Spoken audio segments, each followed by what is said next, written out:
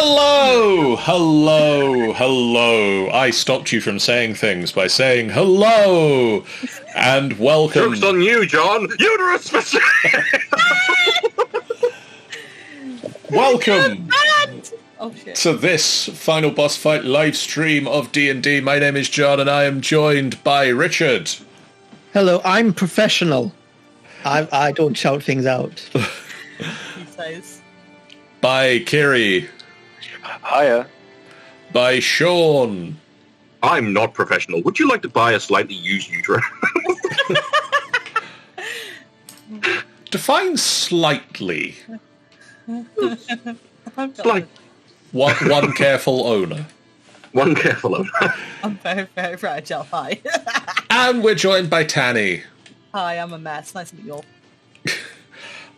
Jeff is running late and Amy's on a train right now, racing to be here. They're Because- late for tea. Because much like several other people here, they saw the D&D film today as well, and they want to play the D&Ds now, having seen the That's the reason D&Ds. why I'm selling my uterus so that way I They're- can watch it. So please pay me this. They're equally as surprised that it turns out it was all worms. Just all worms. All worms. Tanny, as you recapped for us before this, do you want to recap for the? Do you want to recap for the group? I can recap to how far I went because last session I did leave a little bit early, didn't I? So I will do my best.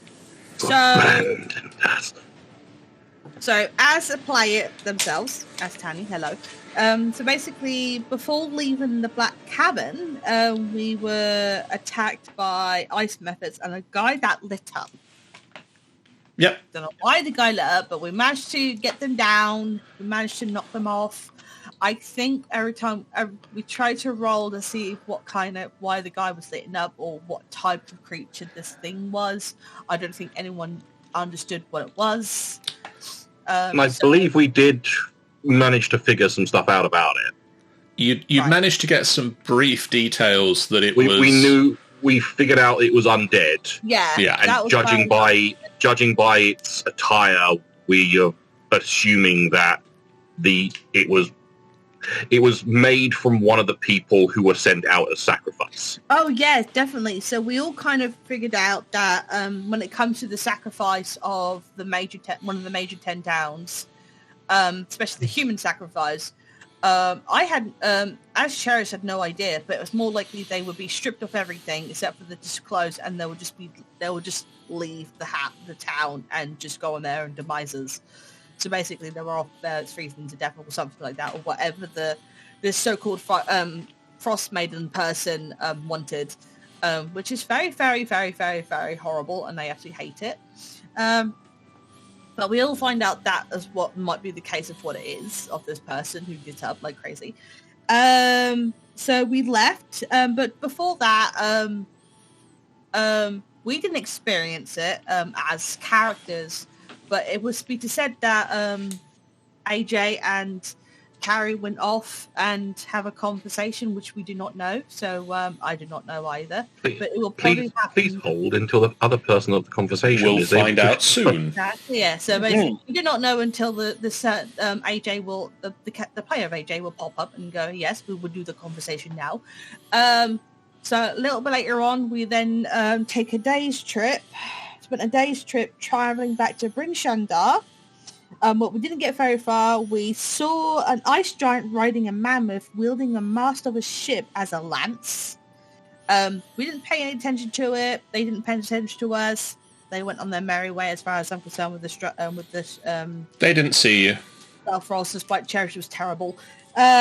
And then during that time, we also then got encountered by mad tribesmen kind of guys. We just got attacked at some point.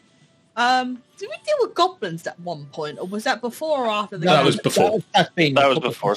I remember now. And so basically, we're still at that point because, as you know, I left early, so I have no idea what's going on. But the nice little thing that happened in there is that AJ, who was played by John at the time, was suggesting a guy to go home, and he did. And eventually, home he went. Indeed. And then when he went there, he said, "Hang on a minute." You did note that despite being commanded to go home with a fairly powerful spell, he didn't immediately take that action. I believe Snicket was able to overhear him talking to someone who wasn't there. And so that's a thing. That is a thing. So Snicket saw someone, saw that one guy that was suggested to go home. He was talking to someone very intently and didn't leave. What the hell's happened to some of these dice? Sorry, I've gotten distracted, but I scrolled up to see the dice rolls, like the last rolls we did, and we've gotten some weird numbers. That might be because I've had to remove one of the modules that we did for dice rolling. Because apparently Dax rolled a 1,310 on an intelligence check. That's about right. Unfortunately, one of the modules that we have previously used for dice rolling started breaking and not doing things I wanted it to do. And so I've had to remove it from the Foundry. And so some of your history of dice rolling, it's a little out. For instance, Snicket did 2,620 damage with a 2,620 to hit roll. Did he hit? No. He did. It was a nat 20. Or it was a nat 2,620. Anyway, Tanny, one thing you missed from that, and a thing that I'll just remind you of real quick, is that we did also have a cutscene, so it's not something the players know. Yes, I remember there was a little cutscene, but as I remember one thing is that for Cherish one, Dawn had a bit of a fight with a person called Dusk, apparently. Yes. Dawn Walker had a fight with a guy called Dusk, and we do not know. But I can't remember much about the other guys. I'm sorry, guys. No. That didn't happen. You don't know. No, but I'm saying that as a player. But in the dreams, these are things that some of the characters do know. And to be fair, you are having a long night's rest. Carrion, you have the dream again. I do. The voice as you are travelling south. Oh, God. The voice gets louder. But it repeats the same phrase. Adding this to my little note about it. The voice is getting louder as travel south. It's still not up to, it's still quiet at the moment where you are right now. It's a bit above a whisper. It's not quite it's not quite the normal speaking voice of someone in the room, but it is. You can tell that it is increased in volume from the previous night to this night. I've had the dream enough that it's louder than it was. And that is the only dream that you will have this night as you wait, as you camp out in the wilderness, heading back towards Bryn Shander. Now, you're about 6 hours away from Bryn Shander at the moment, which will take up the majority of your travelling time of this day.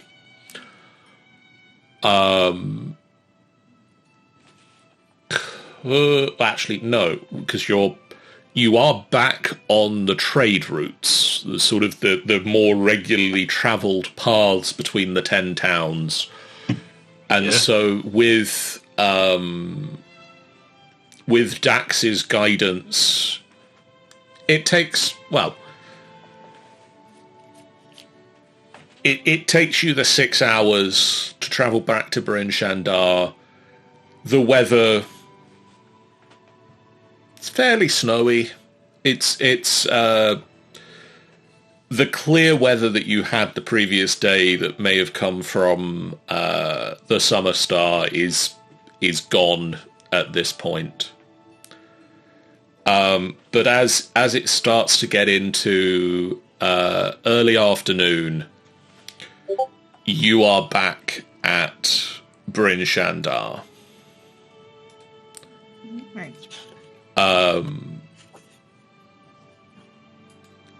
Is there anything you want to do in Bryn Shander?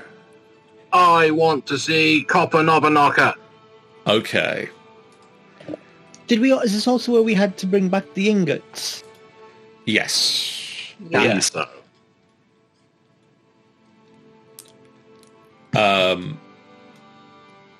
Okay, so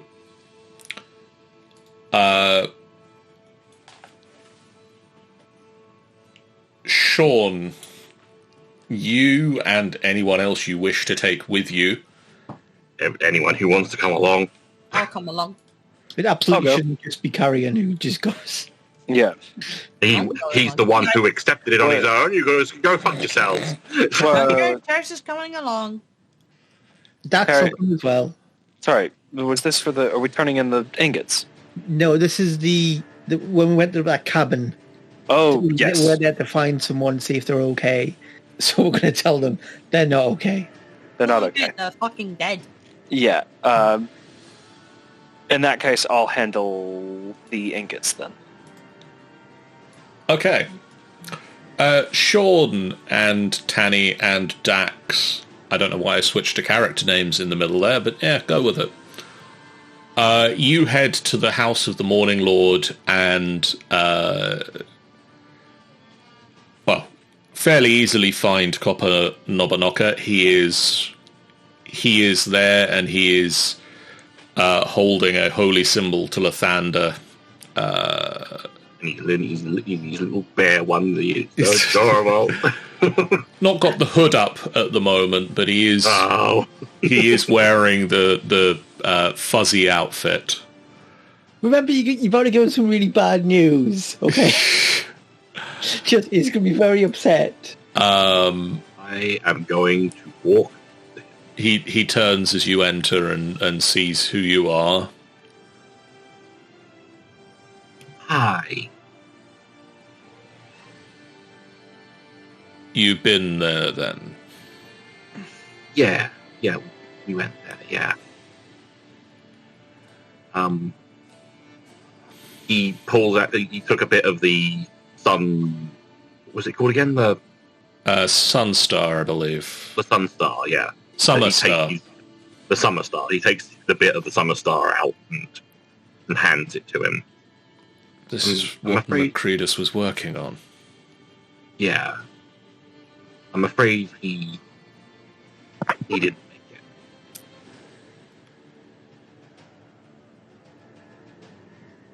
Oh. It looked like an experiment that went wrong. Yeah. There were only... He'd stuck with the two-ring design then. He did. I tried to tell him that it wasn't balanced. It needed a third ring? It needed a third ring. Yeah, we seem to know that after something happened in there as well. But, Thank you.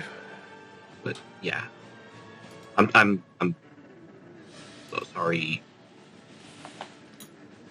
And he pulls out the letter that he gave, that Copper had given him to give to Macredus.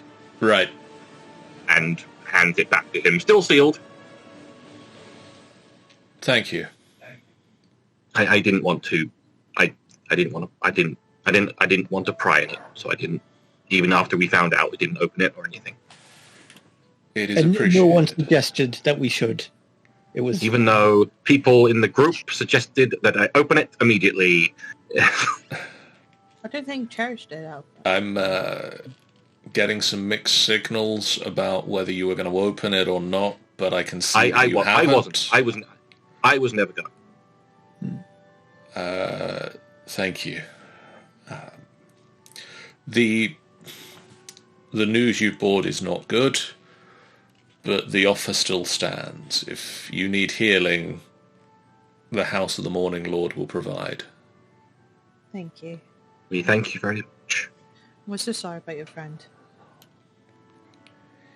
He was too stubborn for his own good.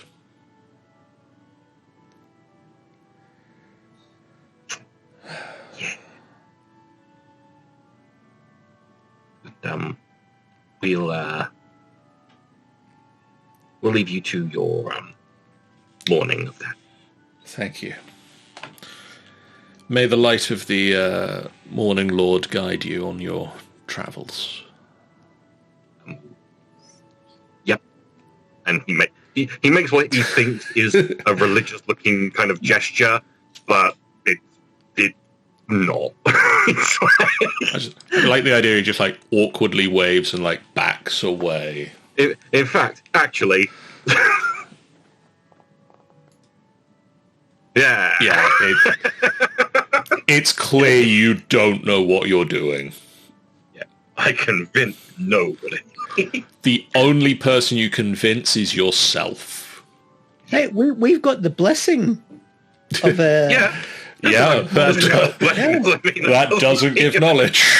No, I know, but I think that gives us some, spiritual authority if we want to make up our own, Yeah, sure. Yeah, we're the chosen one. Fucking crazy. Meanwhile, Brim. Aye. You head back and you find in one of the taverns the three dwarves that sent you on this quest, and I'm going to just find the descriptions of them because they're now not wearing the heavy winter gear you saw them in the first time. Somewhere around here. That's this one, isn't it? Yes, here we go.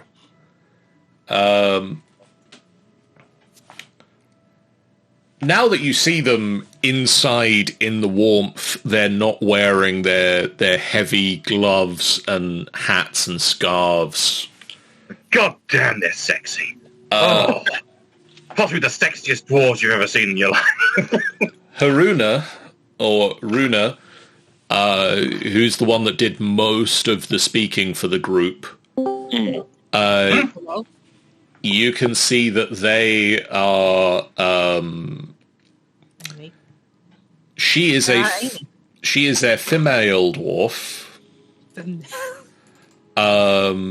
That's no way to start there, Amy. Female. I like me some females. I like females. She has lost her right ear and 2 fingers. Right.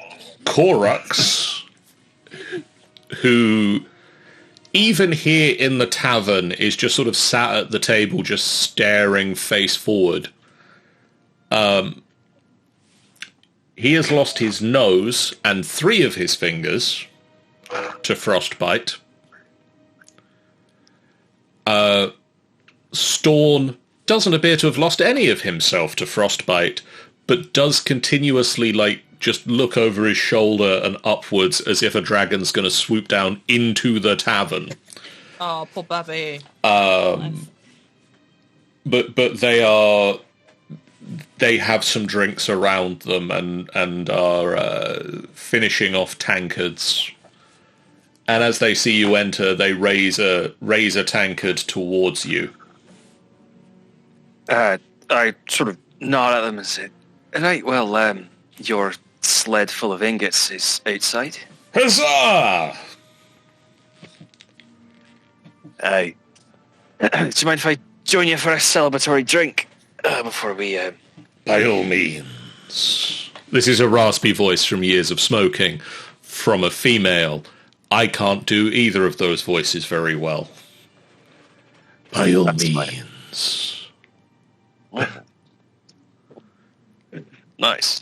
And they call over the barkeep, and he brings over another tankard of ale. Yeah, just whatever they're drinking. Brim, I will pay the barkeep. Down a drink with them. Remind me, out of character, I said reward, yes? Yes. As you down the drink, Haruna pulls a pouch out from one of the bags that she is carrying and places it on the table in front of you. And inside is a gemstone, or 6 gemstones, each worth 50 gold pieces. So you get a gemstone each, worth 50 gold per person. 50 gold per person. And as you are drinking, Haruna also offers you a 10% discount on any goods you purchase from Black Iron Blades. Nope. Nope. I'll keep it in mind. I appreciate it. So 50 gold each. Yes.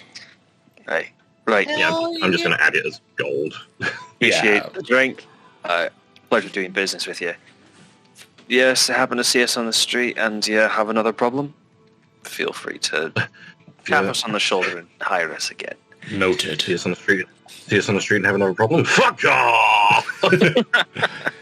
It's good to have reliable folk we can call on in times of trouble. Of course. Absolutely. Now, Have a good day, Mo. Yes. Amy. Let's Hang on. Talk about this moment chicken nugget. Safety. let's rewind a little bit. Back 2.5 days worth of game time. The group is stood outside the black cabin. The fight between the ice mephits, the strange creature who glows with a blue light, and the group has just concluded. The creature that glowed with a blue light, having taken Cherish out of the fight, now lies broken on the ground in front of Brim, having fallen 20 feet from the cabin onto the ground. As Brim... Right. As I said before, just a little bit of As Brim launches into another tirade at Snicket over taking personal precautions, AJ decides he's heard this conversation enough and leaves the group to it.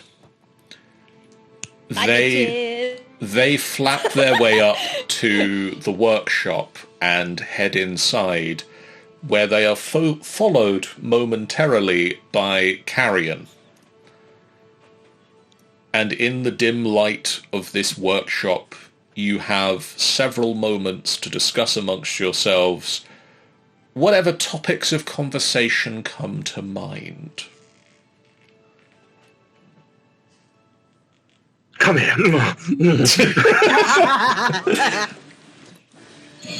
And oop. And now the real conversation. Now the real comes. So,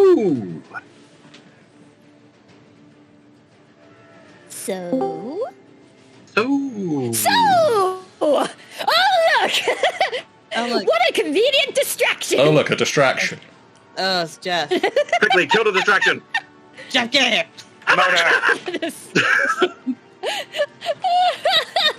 Fucking Jeff. Oh, perfect. Jeff, you came at the perfect time. I also just want to say that I love the current layout of the character. Like the character screen is like everybody's avatars are themselves except for Kiri, who is currently Shadow the Hedgehog. Yeah. It's from the new Sonic game that came out. Yeah. Yeah. And I love the way he sits in one scene. Anyway, so let us carry on with this conversation, which I believe started just in case you were wondering. Yeah, so Carrie just walks in behind. So! Yes, I believe I promised you a story. Yeah. Well? Wait, so is everyone there, or is it just Carrie? It's just you and Carrie. Carrie, yeah. Well, I think that everyone has the right to know it. I know. It's just I don't know if you want to run it by me first. you look like you wanted to get away, and I'm just making sure you're right, really. I think it's just kind of sinking in exactly what you all just saw. I mean, I could handle it in the moment, but reflecting, I haven't used that voice for quite a while, and frankly, I never want to use it again. So there you go. Why not? Why? Okay, do you want the short version or the very, very long version, which no doubt we'll have to recount later on, anyways? I mean, possibly the short version, because if you're going to recount it anyway. Okay, well, let us call for reintroduction then. And AJ will hold out their talons and say, "It's a pleasure to meet you, Carrion. I am the Avian of Joy. I am possibly one of the oldest Aarakocras in the world." I take the talon and I shake. I am 18 years old, and then you add a 0 at the end of that. Must resist saying 180 in that way. That's the bluntest terms, but yes, I am that age. That's very old for an Aarakocra. I know. I look great, don't I? You sure you're not a drow? I am the Avian of Joy. But once upon a time, I was not the Avian of Joy. Okay. So you are now. So that's the main thing. Okay. What So you just make it. saw- I'm just Yes. making sure that I don't need to learn another name. So that's fine. I don't need to remember. I don't. That's your AJ. That's fine. Yes, there is... I was once known by another name, but you essentially saw the ghost of who I once was. Right. And Ooh. Caddy and I... There's like a flicker of... AJ's always happy, like suspiciously always happy. But there's a little part where you can tell their beak kind of sinks a little bit as they reflect. And then it just goes back up and just says, "Caddy and I think I need to confess something to you." Okay. So the sun doesn't shine here. No. And yes, it appears that there is some talk, and I believe some implications in the sort that maybe once things are said and done, that the sun could come back one day. Yes. If I am to remain in what I have chosen to be my home, I cannot allow that to happen. Cool. I am here to spread joy. And that's unsavory thing in the sky. I cannot work underneath it. So you can't work under the son. No. And this, I'm assuming, possibly has something to do with your previous life as a person of whom you don't have that name anymore? That is correct, yes. Okay. I'm making sure I get it. Okay. Yes. It's like everybody goes on about, oh, light being the end of the tunnel. Light is so much fun and so positive. You can spread positivity in other ways. What about a nice little dance, a nice little sing-song? I can't sing, but you get what I mean. It's... And it looks like it's every ounce of power for AJ to say something negative, but they finally force it out. I hate the sun. You hate it? I don't mind it. It's fine. I don't really feel any particular thing. But obviously, if it's something that's important to you, then that's something we'll have to figure that out. Okay. Oh, but you're not angry at me. No, why would I be? Oh, thank goodness. I was expecting there to be a big old speech about how, well, everybody else likes the sun and you're being selfish, and then we go into a combat, and I don't know who would come out because I feel equal power would eventually be resulting in me being turned away, and I'd be like, that's fine. And I would go on to be the Avian of Joy, and yeah, and I'm glad that didn't happen. Well, no, like I said, I'm not gonna. I said I don't feel anything. I mean, if I don't care if there wasn't. I mean, I can still see in the dark and everything, so I don't need the sun in particular. If anything, I think giving too much sun actually is unhealthy for you anyway. So it's like, possibly better. I mean, I know not having enough sun can possibly be a bit unhealthy as well. Okay. No. I understand the point. But I will tell everybody and you exactly who this other person is, because, well, you've seen him. I don't feel there's any point in hiding it.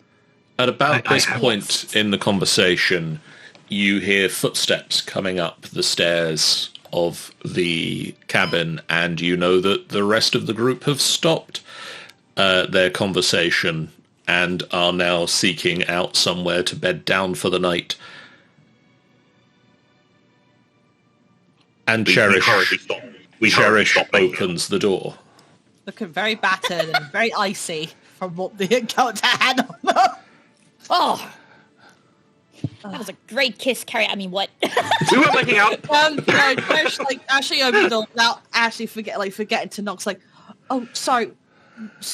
Were you we weren't fooling around.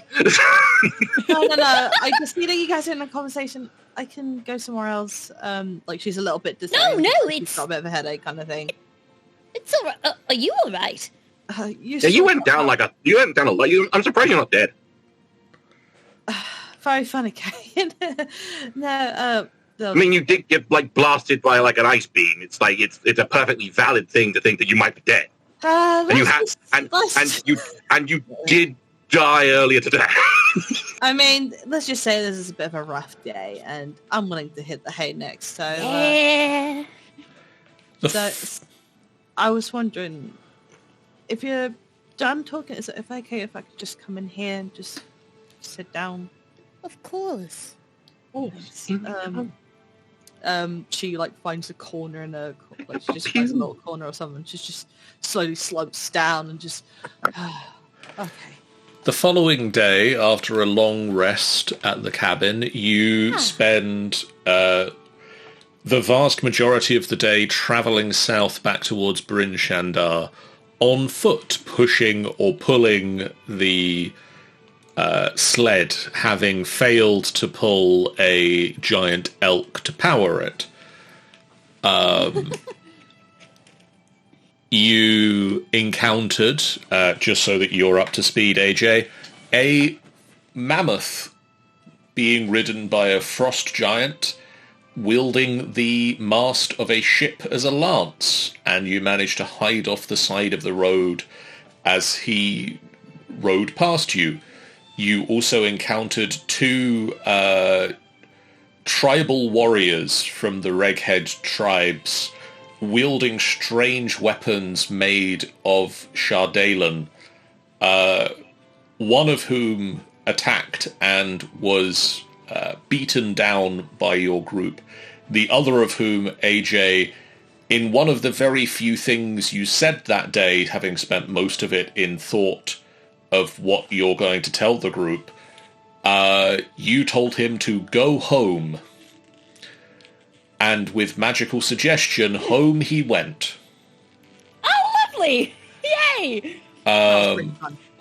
You have then spent you then spent the night camping in the wilderness before travelling for a further 6 hours to return to Bryn Shander, where the group have collected the treasures from the various quest lines that you are following here in and around Bryn Shander. And as the group comes back together again afterwards, 50 gold pieces richer, all of you, with a 10% discount at Black Iron Blades and free healing at the House of the Morning Lord. Yeah, no. I ask, what would you like to do now?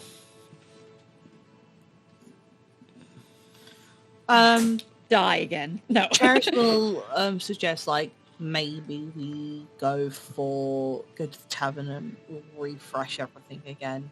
And I mean, we could just spend the day in Bryn Shander and stay the night somewhere safe and warm. Yeah. I could go for some hot food right now. And then we can, I think isn't the intent we're going to be going to Good Mead after this? Good Mead, yes. I believe so. Yep. Can I check? So- Has AJ spoke to the rest of the group about Not yet. this? I think... Yeah. I feel it's like if someone speaks to AJ, they'll respond, but they Well, probably why don't we don't go somewhere where we can all... AJ. I was going to say, like, Really? if that's the case, I think Cherish would approach AJ at some point of it. I mean, Carrion won't approach again until everyone is together and That's what I meant, Then- like, broach it because Oh, yeah. AJ has expressed wanting to just tell everyone all at once and not have to repeat themselves 1,000 times. oh, no, that's, Cherish will understood, like, in a way, like sat down and, like, until everyone comes around, like, together completely. You head back to the North Look, the tavern and inn at the north end of Bryn Shander, and manage to find a seat in the somewhat rowdy tap room.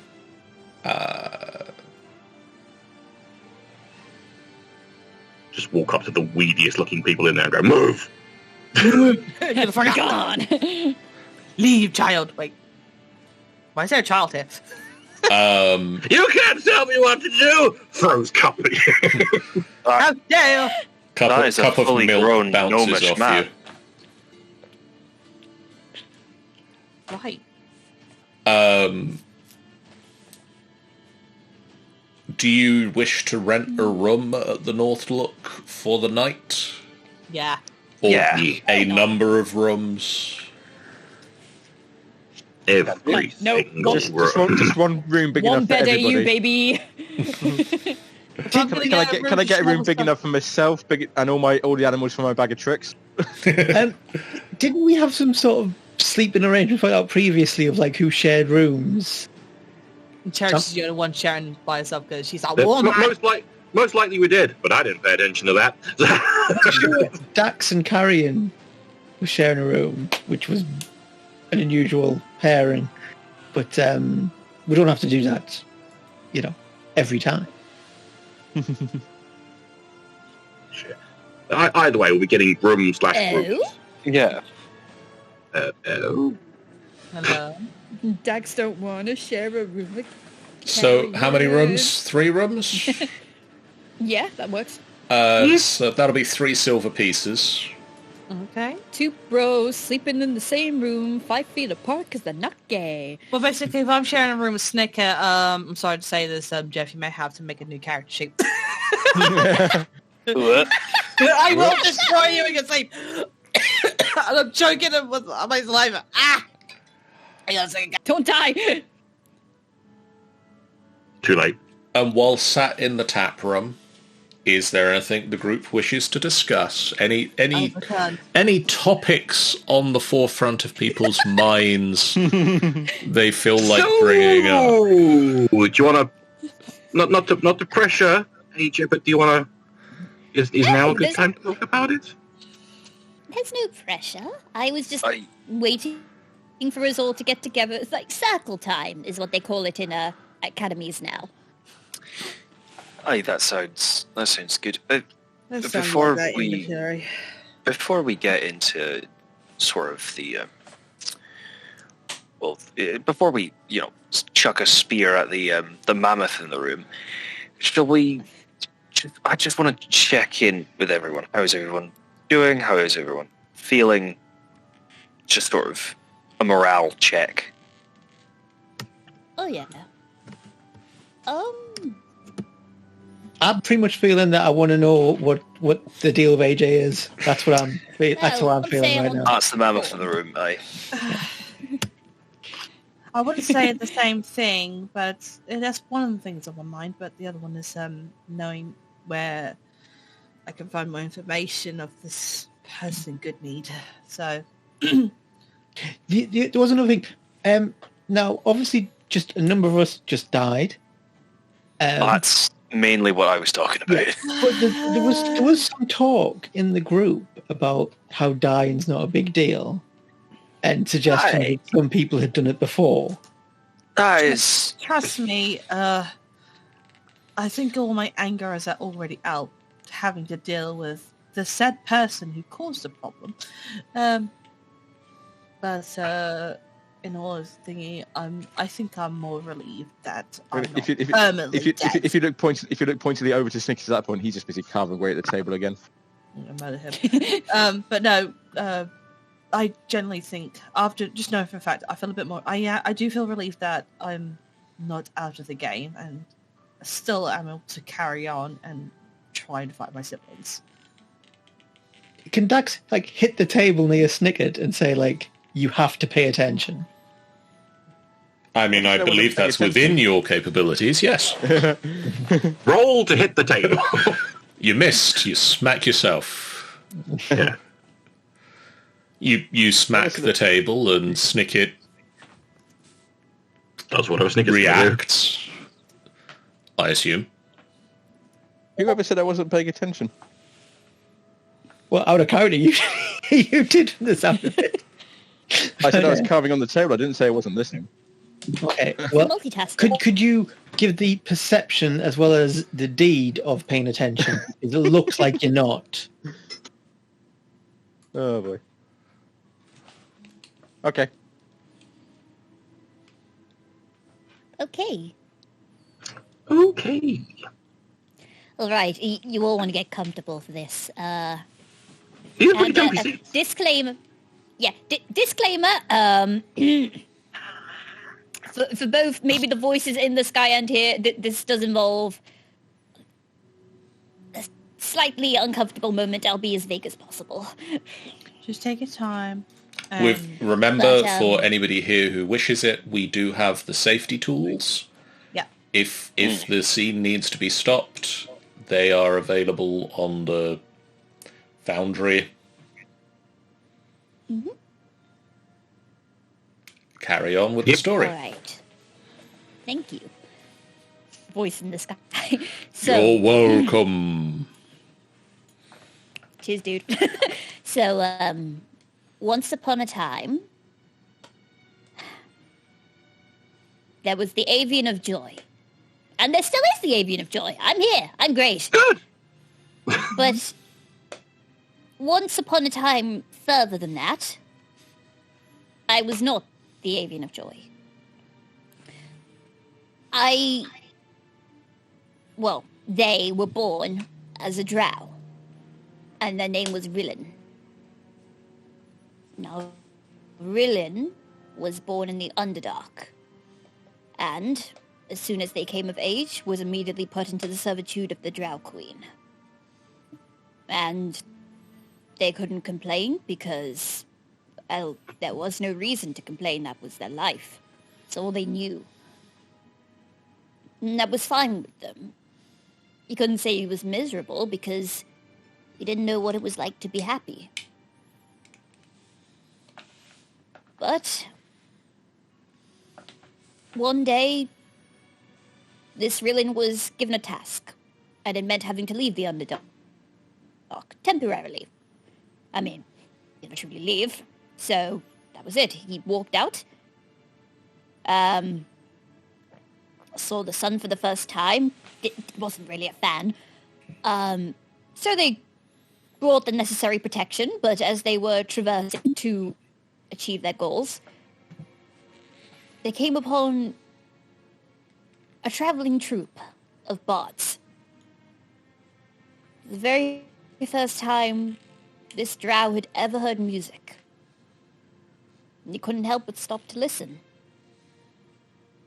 The crowd was drawing, and they tried to blend in, but, well, as a drow, you can't really blend in, but even though they were being noticed, no one judged. They were all just having fun. And Rillin didn't understand this. Didn't understand this fun until one of the people in the group just grabbed their wrists, dragged them into the hustle and bustle, and just said, "Come on, dance, have fun." They didn't know how to dance. It was awkward steps, awkward spinning, tripped a couple times, but oh, it was the most fun they'd ever had. That's where they learned what fun is. Perhaps it was the first time in their life they ever smiled. Maybe a laugh. It was bliss. It was so different from everything they knew. But it was a good difference. They never wanted to leave. But they had to. Maybe if it was only for a moment, but that experience would live with them for their long, long life. Or so it would have been their long, long life. Because they slipped. And when they returned to the Underdark, not even a few days later, they couldn't help but hum that merry tune that the bards were playing. And other drow heard them. And word travels fast. They were dragged to the drow queen. That wasn't even a trial. A trail bringing that sort of, what they called disgusting music into her realm. And that was it. The drow Rillin was sentenced to death, but not a swift death, no. They dragged all this disgusting light and music and whatnot into the Underdark, and they thought, well, they might as well die there. So they back up, found a clearing in midday where the sun shined its brightest. And there was no protection, no nothing. They just and let nature do its work. The sunbeams burned into his skin, and it felt like an eternity. Maybe, probably just a couple hours, but it wasn't quick. It was slow. It hurt. And maybe that pain would have carried on to the afterlife, but all of a sudden, I woke up. And looking down upon me was a druid. And he had a kind face. It wasn't like one of those musical bards, but the face. And as he pulled me up, I realized that those hands had become talons, and my body was covered in feathers. And it was new. But it wasn't what I was. And I never got that druid's name, but that druid is the reason why the Avian of Joy exists. And so I carried on. or with that sun above me, it was hard. So I traveled until I found a place where there was no sun. Here. And it's cold, and it's bitter, but I don't care. As long as I can avoid that sun, and the Temple of the Morning Lord, and all of that, it doesn't matter. I can dance and make everyone happy here, and amongst all this rife and grief and sacrifice, then I did good. The Avian of Joy did good. And, well, I'd say the end, but I believe the story's continuing. And you're all a part of it now.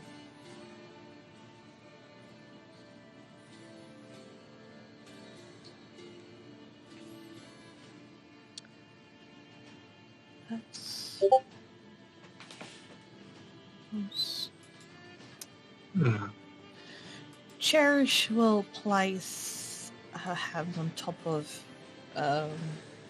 AJ's talons and like gripped it firm, like gently grips it in a way, and this like, thank you for telling us this, and thank you for trusting us to tell your story, your life.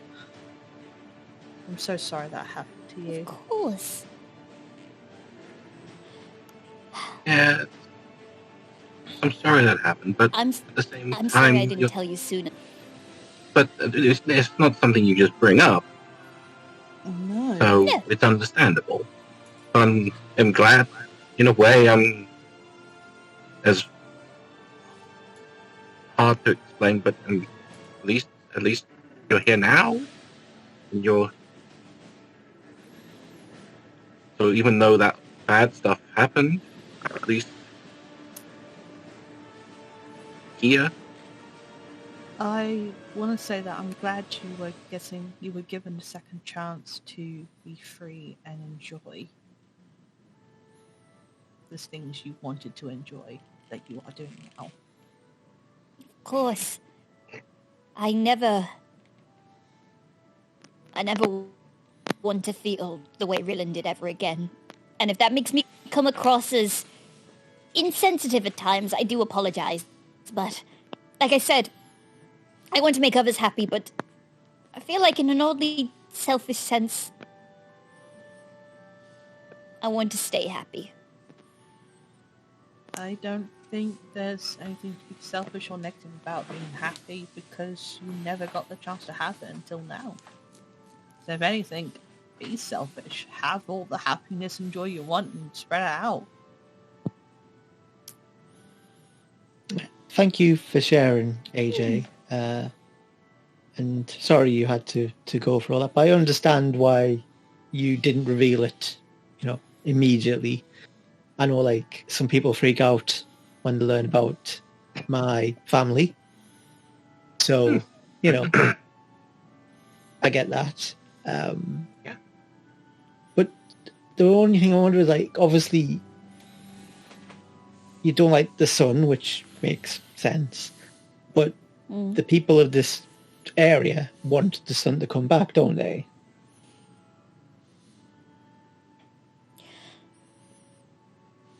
I'm aware. Yes. Yeah. So, is there anywhere else you would want? Is there any other place like in a similar situation where like there isn't the sun that you could go to if the sun does ever come back here? The only place that does not wish for the sun is the Underdark. I don't want to go back there. Yeah. No, that's a bad place. I mean, we can try and think of ways to. I mean, I know you have kind of a negative mental connotation with the. So is it still the same? Like when you're in the sun, is it still like physically bad for you? I would compare it more to phantom pains, if that makes sense. Right. So, I mean, either way, we can try and think of ways to make it easier for you to not feel those. I mean, there's dwarven cities that are underground. I mean, dwarven cities. It's not the Underdark. It's a different thing. I mean, and they always like to party. Am I right? Yeah, they have a good time. Just there are options. You don't. This doesn't have to be the whole world for you. Just the 10 towns. It's... Yeah. Well, but I'm glad you revealed your secret past to us. Thank you for trusting us with that.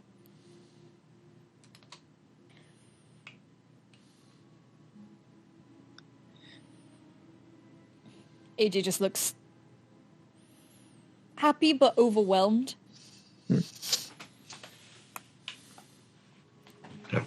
It's like they keep opening their beak to say something, but for once, no words can come out.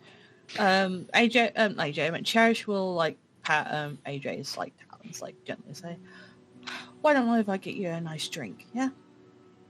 Is the music a nice in this drink would be absolutely wonderful. Is the music in this tavern right now? Roll me a d20. Oh, let me provide some. Ah!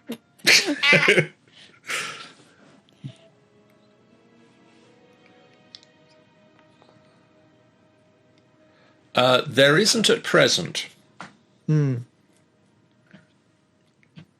AJ, and feel free to say no to this if it feels uncomfortable to impression. Should we all have a dance?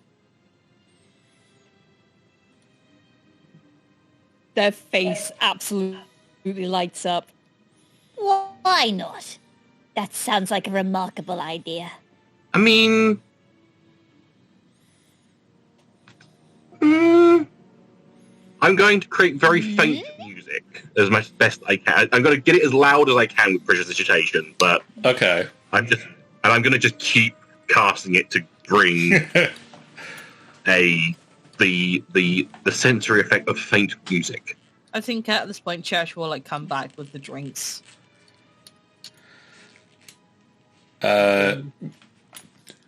You play. Music appears on the air as if from nowhere. It's not loud. It can't. Meanwhile, like Carrion's just like kind of like doing hand movements in the air and just eyes glowing a baleful bluish green. YMCA. The music doesn't really get over the din of the other people in the tavern, but from your table, you can hear clearly this melodic music that you can dance to, and so in the middle of the tavern, dance to it you do. What? I will say that since Dax offered the suggestion, AJ will offer their talents to him to ask if he wants to dance with him. Of course. Very, very happy dance. I'll be encouraging everyone at all tables to dance in the whole tavern. Yeah. Carrion will get up and start dancing around the room to spread the music to everyone. Because it's only a relatively short distance. Yeah. I mean, I do have a flute, which I believe Dax can play. So as long as I'm still dancing, I'd be happy to play the flute. Let me I see don't here. think I have or proficiency therein, so I can't assist with. But I'll assist with my prestidigitation music. My performance is only +2. Doesn't But have to be good music. Like, could I roll to see if I'd like to basically start like a because if the music is only like sort of a short ranged thing, could Brim start like like whether that's like percussion on like just the tables by slamming his fist into it, just start like an upbeat drinking song. Roll me a performance check. Oh, please, please, It's gonna go please, so interesting. please, please, please. You're joking. You hit the tables. It's got a rhythm to it. It Punches it. not the best song. No. And you do lose the rhythm every once in a while, and then catch yourself up and get back into it again. But between you and the flute and the prestidigitation music, Snicket, AJ, Cherish, is there any music you wish to add? I was thinking of like Cherish attempts to try and sing, but it's a bit like. I feel like AJ would bring about just like the general upbeat rhythm of the room. He'll go out and just say, "Come on, get up, girls and boys, and come and dance with the Avian of Joy." I'm going to throw 20 gold pieces at the bartender, and I mean throw them, and just say everyone who gets up and dances gets drinks until that runs out.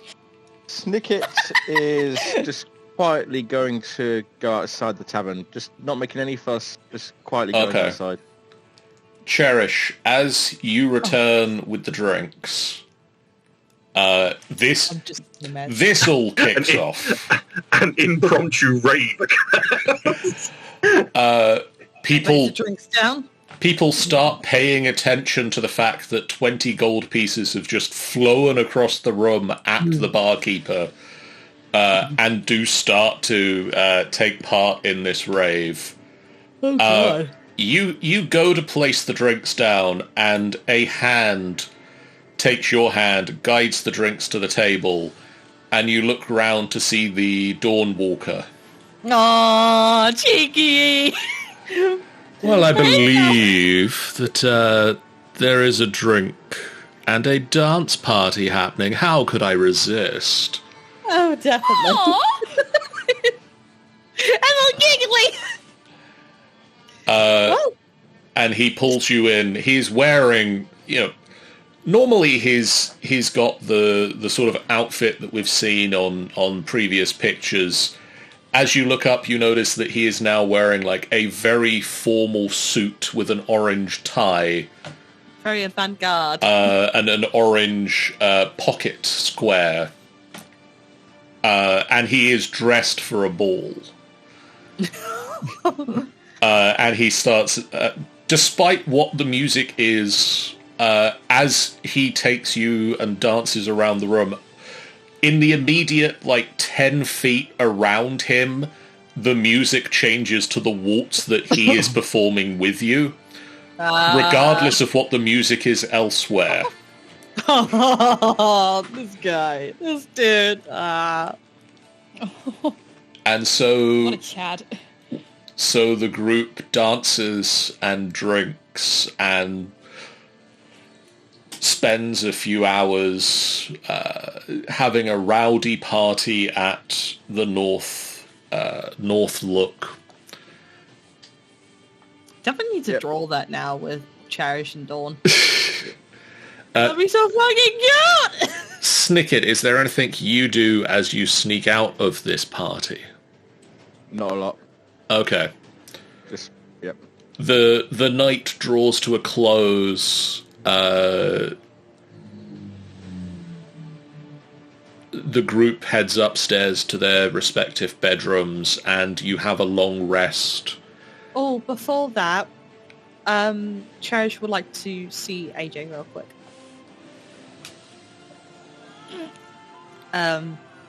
So before, sorry, just eating the bar refreshments. Hey! Cherish will quickly pop to see AJ before they're all head up to bed, and Yeah, sure. they ruffles. You know what? I don't think I've said this enough, but thank you for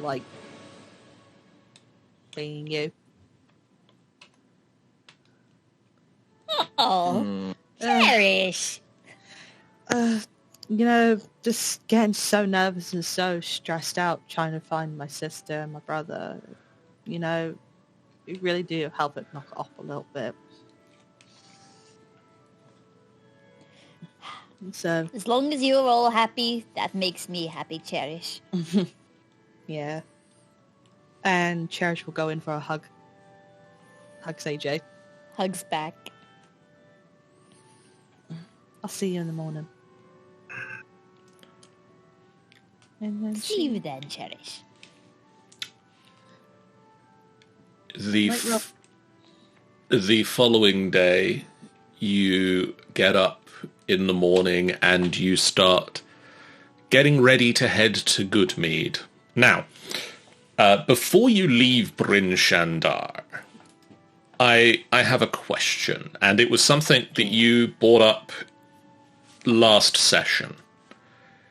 You've mentioned that it might be an idea to look at mounts. Yeah. Yes. There is the option in Bryn Shander to buy mount. I would like a woolly axe beak, please. Would you like to buy a mount? I would like to buy a mount, please. Yes, please. I think I am actually quite proficient in land vehicle. Yes. Now, before we buy these mounts, because that sounds all good, like, that thing of, like, we get to a place and we're going to leave them behind somewhere, and, hopefully, we're going to be coming back. Like, is anyone going to be, like, absolutely devastated if these creatures die? Yes. Yes. Absolutely. Yes. But I don't want to be fucking walking around anymore, Dax. That's fair. I'm perfect. I understand the path of nature and that these creatures may die horribly. But I just wanted to check in with people if, like, if we have to run or can't come back to a place. An axe beak will set you back 50 gold. Oh, hey, I just got that.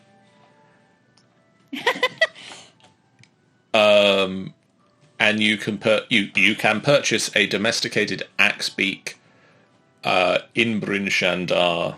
The axe beaks are particularly useful because their splayed toes allow them to run across the snow much easier than any sort of, like, horse or pony. Mm-hmm. And they can carry as much as a mule. Sweet. And they're Should we all faster get than a axe- mule, I imagine. Would we all get axe beaks then? They I mean, are... we can all technically afford one. We can all technically afford one. They are the primary, like, single mount of the 10 towns. Your other option is you could get a sled and dog. A sled... I think we'd be even more devastated. Yeah, the dogs, yeah. A sled would be 20 gold, and the sled dog would be another 50 on top. Per dog or Per the dog. lot? So it would It's be per dog. it would be 70 gold for a sled and sled dog combination. But how many people would that carry? A sled dog can pull 360 pounds. That's not a lot when it comes to people. And the sled has space for one driver. So it's We just can one use person that then. as a little cargo of ours while the rest of us, like, will go use the axe beaks. That's like 70 gold. Well, I don't know. It sounds like the axe beaks can carry a fair bit of weight. True, though. That's The axe true. beaks can carry a decent amount of weight, yes.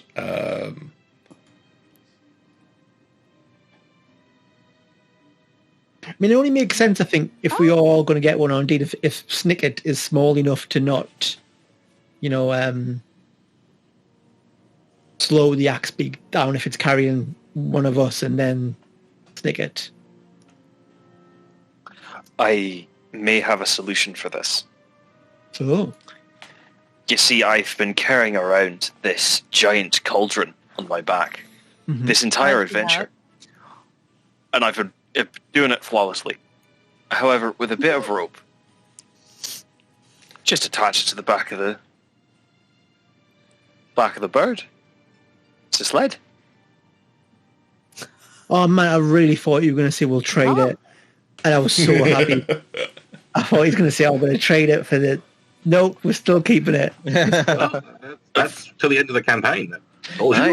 No, a sled isn't just an item getting pulled by something. A sled is like designed to go. I mean, kind of is.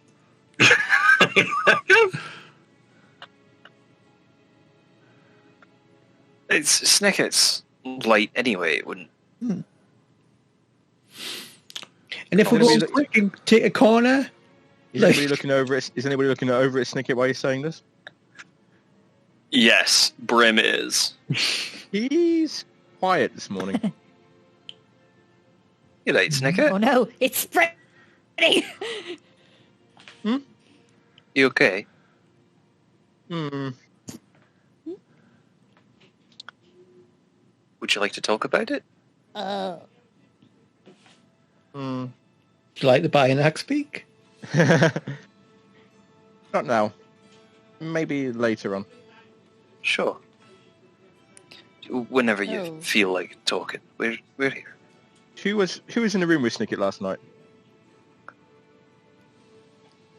I don't know. I'll take it. I was. You would have noticed when he woke up. I don't know if you'd have factored this in, but the walls around Snicket's bed were clean. His sheets were clean. Oh, hell. He didn't wet the bed. No. Well, like he didn't sleep and he didn't write on the walls and stuff. Is that what Snicket, are you? I would have asked this when we woke up. It's like, Snicket, are you feeling okay? You haven't drawn on nothing. You haven't defaced property at all. Yeah, just nothing came to mind. Brim looks taken aback by this. Was that said while everyone is in the room? Everyone is down discussing it. This may have been the first thing that he noticed as he woke up, probably, actually. Then holding off what I was about to click. Okay. Are you feeling okay? I mean, out of character, I think it's the consequences of his actions are catching up with him, and he's having a guilty conscience. That's out of character. But also out of character, he bloody should as well. Oh no, the consequences of my actions, they are here.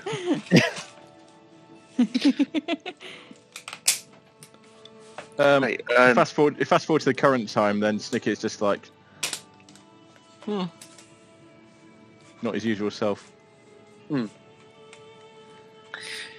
Right. Well, I'm going to go. Yeah. Just. I was waiting for that. So Snicket, factor in that Carrion rolled a 6.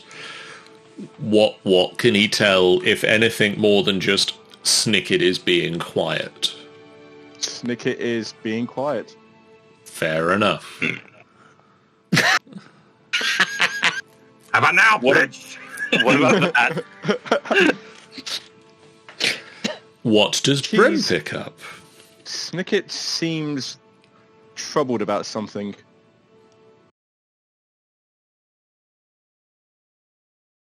We'll go from Snicket looks troubled. Brim sees that Snicket looks troubled, like more troubled than he's ever seen him. And it's not to do with the Hag's Bargain, because, yeah, as you just said, the Baby Vulture 3000 is still in progress. It's still the design is still going. We didn't ask for that. They totally want that.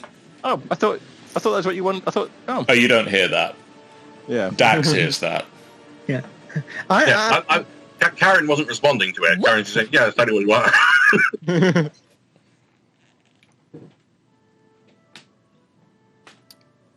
I'm tempted to roll up. No, because the insight check's already done.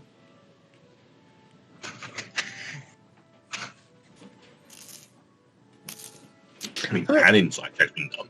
Out of character, Snickert's been sad since AJ expanded on their backstory. So are they connected? Like, is he left just as AJ was? Yeah, like I feel like But AJ's picked that up because like they whispered to Karen, did I do this? I just Cherish looks at Dax saying, "Well, you did have a go at him for being paying attention." Here's the secret. Snicket is the reincarnation of the Drow Queen. Insane. I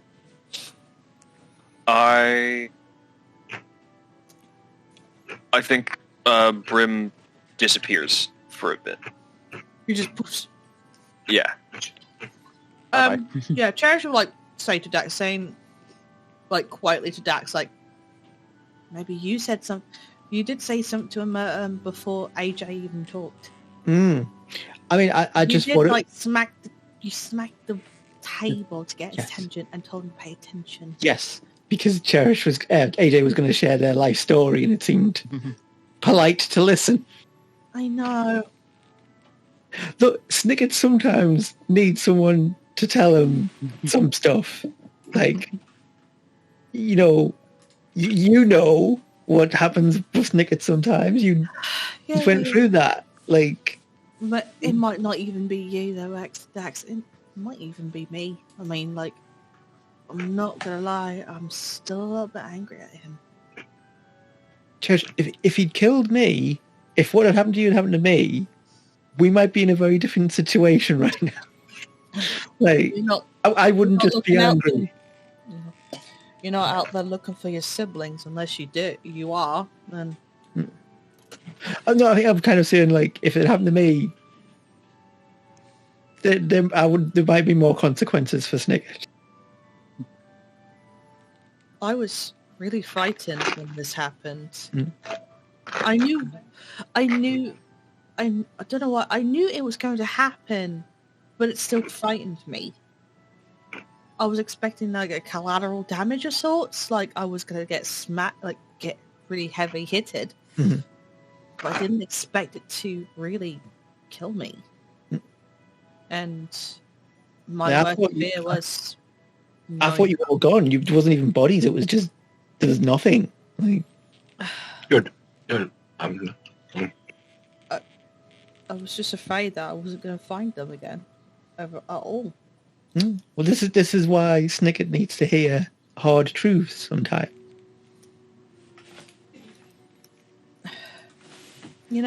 Dax,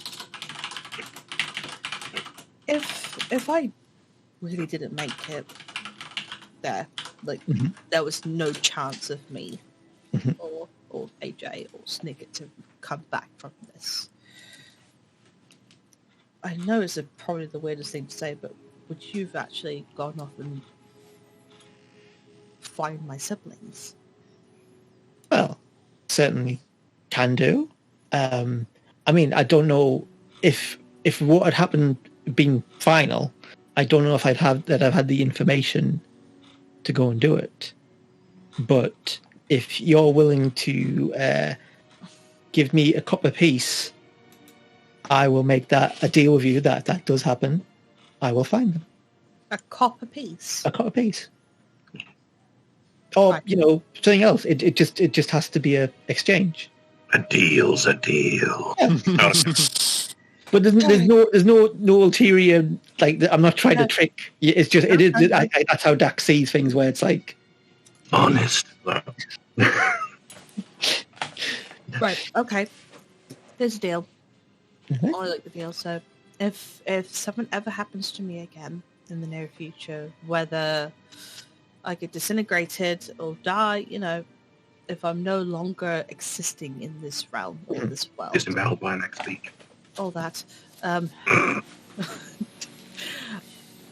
I trust you to find my siblings. I shall find them and bring them somewhere safe. Don't take them to Neverwinter. I'll tell you that. Okay, that's not safe. Understood. And Cherish will give Dax a copper piece. Thank you very much. I'll shake your hand because seal the deal. Mm-hmm. Does that too?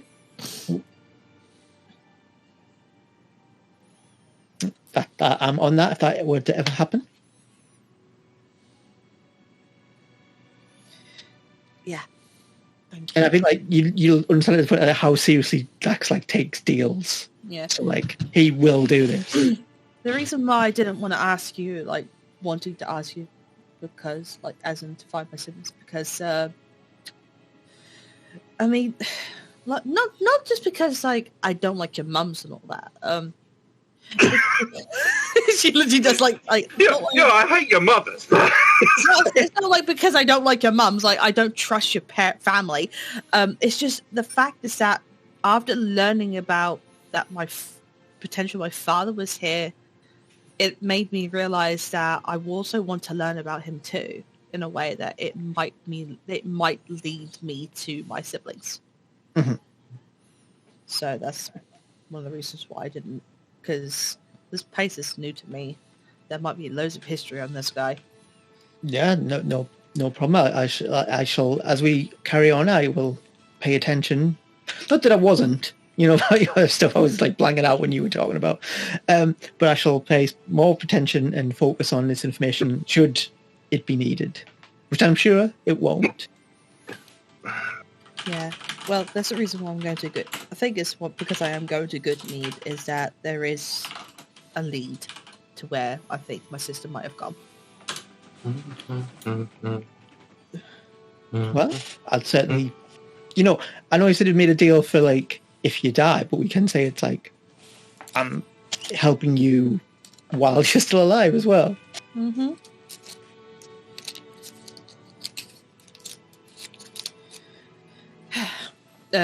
Cherish would just look at Snicker after that and just try to pinpoint like why he's so quiet, like try to see any kind of other emotions besides being quiet. May I roll for that, please, John?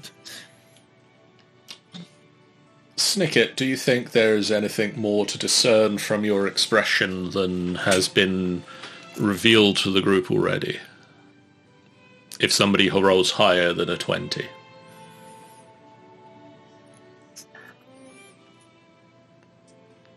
He's muted. Oh. Ah! Then he's really quiet. Yay. Yeah, I think you pretty much got it. Got everything so far. He's very quiet. I was thinking, like, I'm assuming he's staring blankly. Staring at the ground. Yeah, that sort of thing. Blankly, yeah. Brim, you return at this point. All right.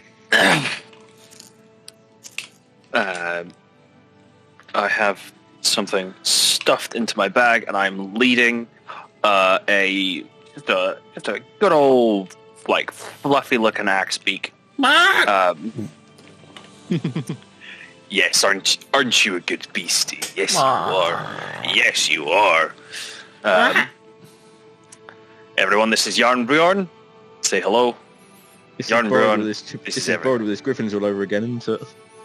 Yes. Yes, it is. Yeah, ooh. We've awoken something in Kiri now. Man, I just like having pets.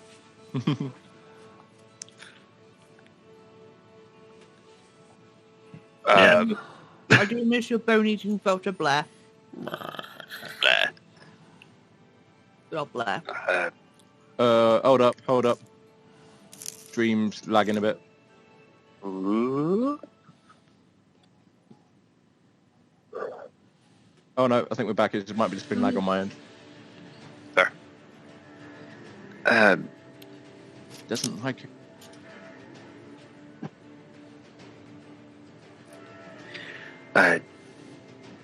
Snicket. John.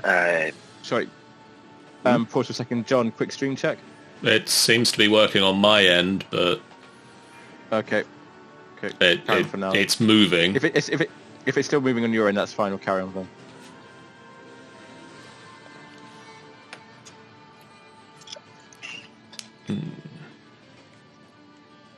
Right. Snicket, I've got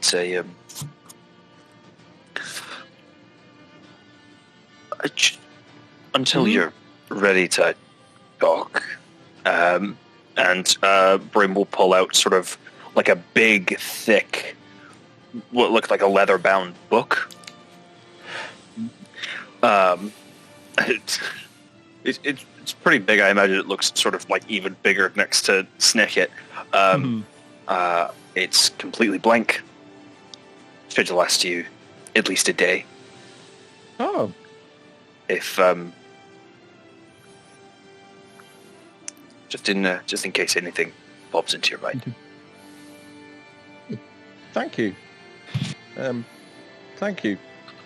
Not quite sure how to react to that, but he will accept it and find somewhere to stuff it. Haven't we tried giving him paper before, and he hasn't had it? Well, I think he just and refused. again. I've always maintained Snicket knows exactly what paper is used for. Yeah. And it's not writing down.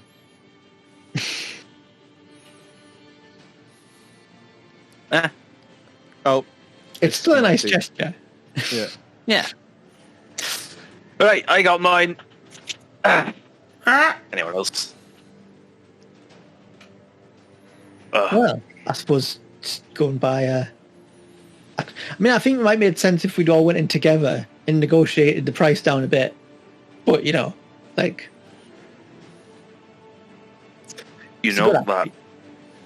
that might have been smart, but I was going to go buy the journal. I just happened to just sort of past where they were holding these beasties. To have like high pressure sales tactics. Yeah, maybe. This one only has 800 miles on the clock. Stomps inside. Leg falls off. Yeah. I'm What certain horsepower does it have? About 6, 7. That's how many horses it's eaten. Yep. Horsepower. Well, a horse has about 4 horsepower, so You'd think a horse should have 1 horsepower. you think You'd that. think, right? It's not the Infinite case. And surely it would depend upon the breed of horse. Yeah. I'll certainly buy an axe beak as well. In retrospect, horsepower is a really weird way of denoting speed. Shit. You all purchase axe beaks if you all wish to purchase axe beaks, or as many of you purchase axe beaks as wish to. I'm getting an I axe would purchase an axe beak. I will purchase an axe. I will call him Alfred. I trust that you will write down these names if you wish to. And I'll add them to your character sheets. Trying to think of a good name. And while you make the now 3-hour trip to Good Mead, able to get there for early in the afternoon, I will tell you about Good Mead. For those of you, Dax, AJ, Snicket and Brim, who come from Icewind Dale or have been here long enough to travel around it, you know the following information. Good Mead was founded by immigrants from Cholt and the Vilhon Reach. And it is nestled between red waters and a nearby evergreen forest. The town's squat dwellings are adorned with carvings of dinosaurs and serpents, and are overshadowed by a 2-story structure of the Mead Hall, its eaves carved and painted to resemble wyverns. As honey is the key ingredient in mead, the town literally buzzes with the droning of bees. Some might say it is covered in them. Covered in bees! But I don't know who. All of the taverns of Icewind Dale are accustomed to receiving regular mead deliveries from Good Mead. However, about a week and a half ago, the deliveries were halted temporarily because a Verbeeg marauder emerged from the forest and stole 3 casks of mead that were loaded for transport to Bryn Shander. Kendrick Reelsbarrow, the town speaker and a giant of a man in his own right, stood his ground against the Verbeeg and didn't fare well. Are you calling it a Furby? Verbeeg. I can't help but think it's Furby. Not a Furby. It's a Furby now. Verbeeg. Not me, Verbeeg.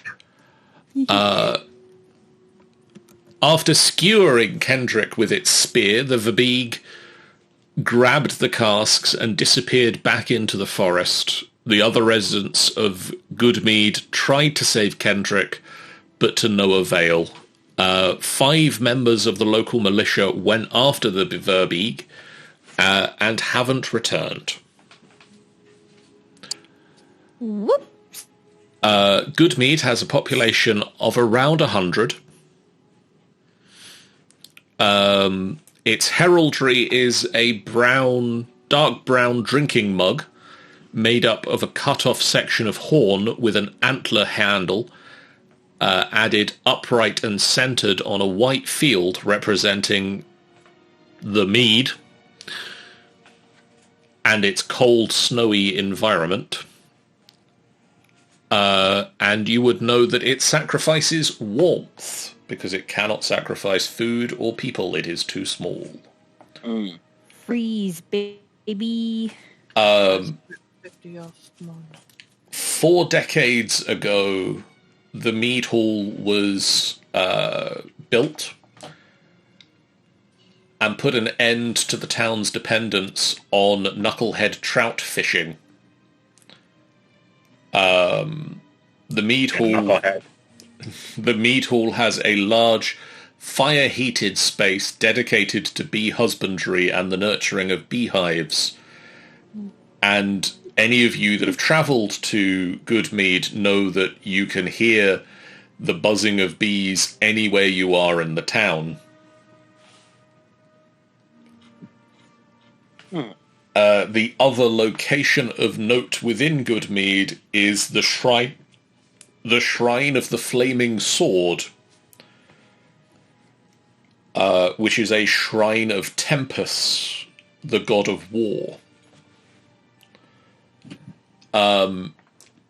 which is a largely abandoned building on the lake shore of Good Mead, and has a crow-haunted steeple protruding from its peak. Unlike the mead hall, which is very well cared for, the shrine's painted icons of Tempest wielding a flaming sword are chipped and faded, and its spacious interior stands mostly empty. It was built over a century previously, when the town's rivalry with Dugan's Hole raged so fiercely that the lake was a frequent battleground, and that is why it is known as Red Waters. However, in recent years, as things have calmed down, people have stopped worshipping the god of war and now mostly just use the shrine for town meetings. Right. Okay. Fair enough. And so, let's show you the map of Good Mead. So do we not have a speaker in there at the moment? Or? They do not have a speaker at the moment. He was skewered by a spear very recently. And they have not elected a new speaker just yet. I do not have vision in this. I cannot see.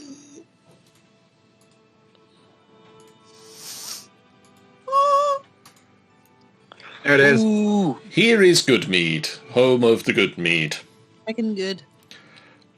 This would be the speaker's house were he not dead. R.I.P. This is the mead hall, and this is the Shrine of Tempest, the Shrine of the Flaming Sword.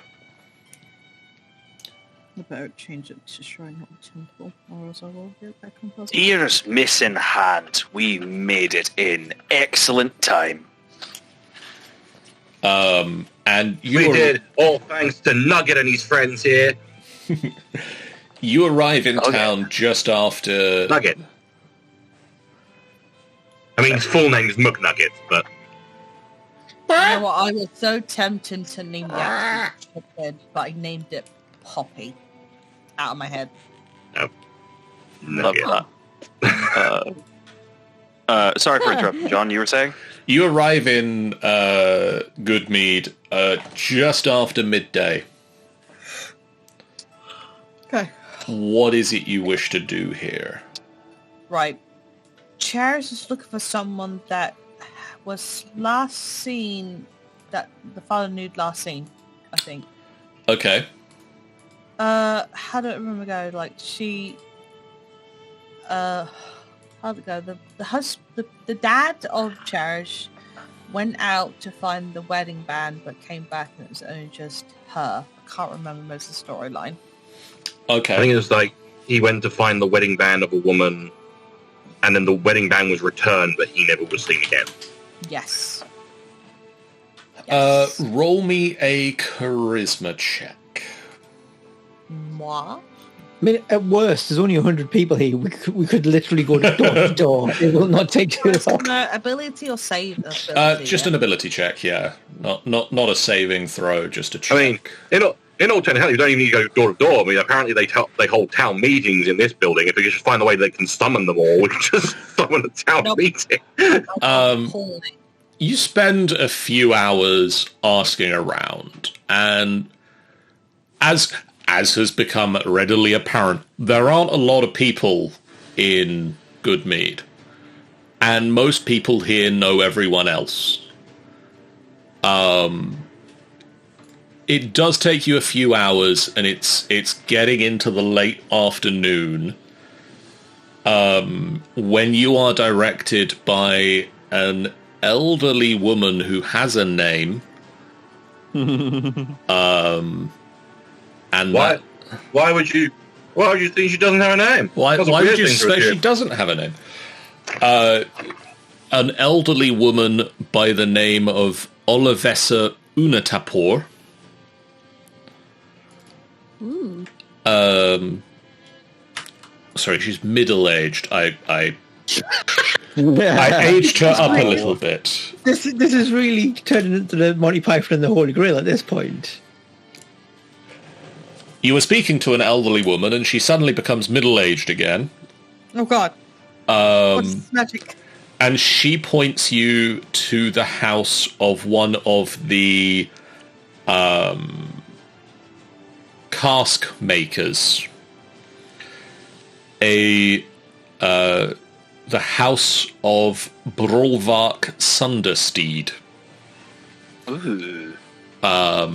Again, I'll share that name in the chat window. There is Brolvark Sundersteed. Ooh. Who lives in a simple house near the mead hall.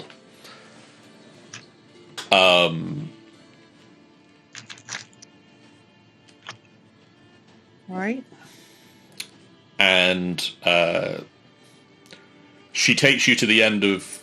She walks with you to the end of the road and points at the house. Right. And lets you know that's the one, like... He is the one whose wedding band was... Well, his father's wedding band was recovered. If he knows anything, you'll want to speak with him. Okay. I asked... Cherish will ask the team if they want to come with her or let her go by herself. Dax will certainly offer, because now, you know... Yeah. He's on the job. Yeah. On the He's on the job. clock I now. heard you.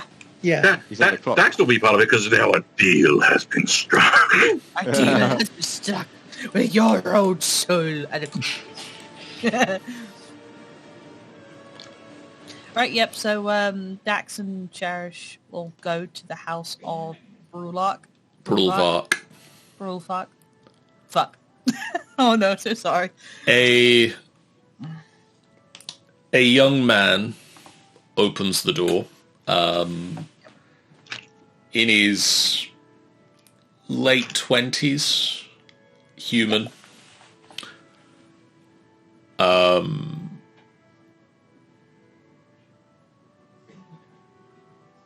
He invites you into his house. Hey,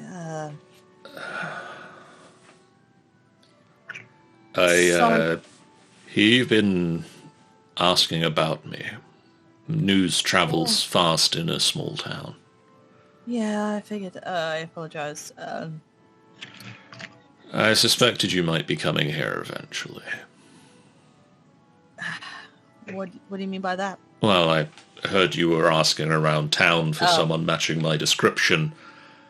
And, well...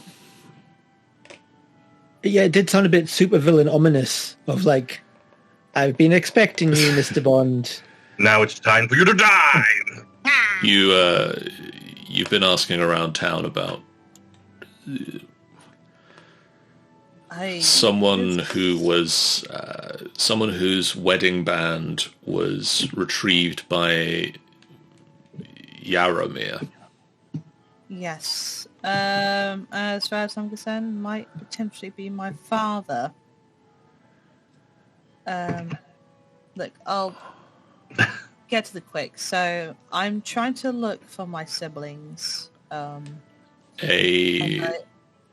human and a tiefling. Yes. How did you know? They came asking very similar questions about 15 days ago. 15 days? Yes. Shit. What did you tell them? I told them the story of how Yaromir retrieved the wedding band so that I could marry Sol, my wife. Yes. And unfortunately, as I need to tell you, I told them, I don't know what happened to him after that. He vanished. But did he tell you anything of where he was? Like where he was going for the wedding band? He didn't return from getting it. As far as I know, it just arrived. How did you know of this wedding band then? Well, it was my father's. He left with it. Right. So did it just, when it returned, did it just appear in the house? It was on the doorstep. On the doorstep. Okay. So your grandfather had this wedding band, and it was somewhere. Well, it was my father's, and he had it with him when he disappeared. And there was no way of knowing where he went. There had been a demonic incursion.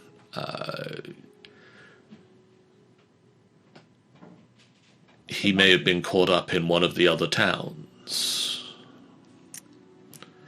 Your sister, Marigold.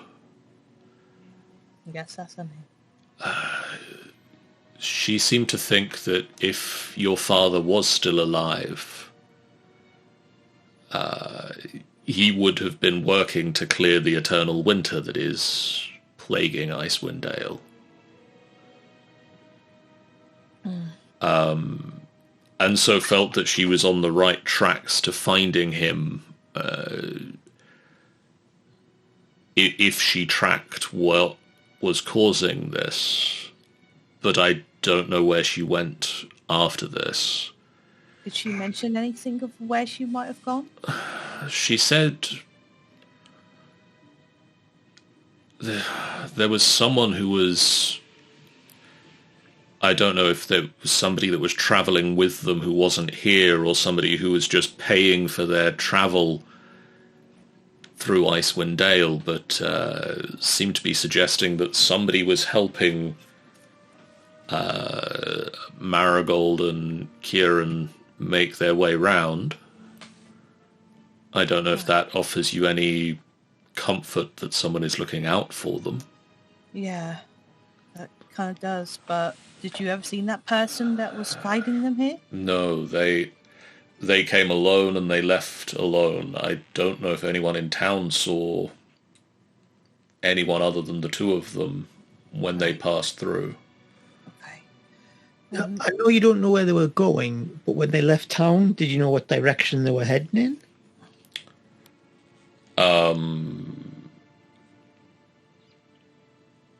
They would have headed north back towards most of the 10 towns from here.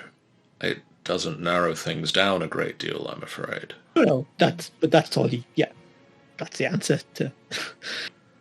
If anything, if she was here 15 days ago, she'll definitely come back. Right. She was alive and well. I was going to say, like, were they okay? They both seem to have... They both seem to be well taken care of. Kieran was quiet, but your sister was fairly outgoing and was happy to lead the conversation, and he seemed quite happy to let her lead the conversation.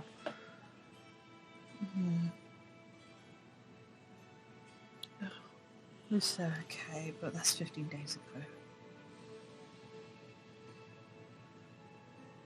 And this business with your father's ring, how long ago did it return to you? When was that? It would have been about 6 or 7 years ago.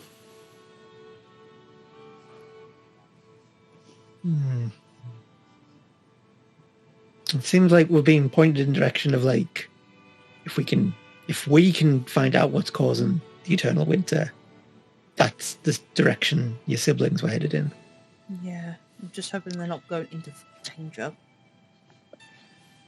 Okay. My bet's on the Frostmaiden. Thank you. Brolvark. Brolvark, sorry. You can tell this is really taking a toll on me. Thank you. And she'll quickly brush us out a little bit. Dax will head out, but he will say, thank you, Mr. Sunstein, and if we're ever back in town and need a favour, just ask. Noted. If you need somewhere to stay in town, we can arrange something. Okay, I'll bear that. There's not really a tavern in Good Mead, but somewhere visitors stay. We can find people who have spare rooms. Okay. Well, thank you for your time, Mr. Sunstein. Dax will hurry after Cherish. Yeah. It's probably incidental, but I was getting serious vibes of the Wicker Man. It was even find rooms. It's oh yeah, find rooms, and we all end up sacrificed to. That's fine. Yeah. There is as you leave. The entire time you've been in Good Mead, there's a droning, buzzing coming from the centre of the town. Yeah. Not enough to interrupt conversations, but it's very noticeable, and you can all tell that everyone who lives here doesn't hear it anymore. It's like those little back. It's that background noise of a factory that you've lived near for long enough that you don't notice it happening anymore. So, Snicket the player probably notices and doesn't think about it. Jeff the player suddenly had a nasty thought. Yeah. Cherish just wants to go and find that Olivessa lady again. Okay.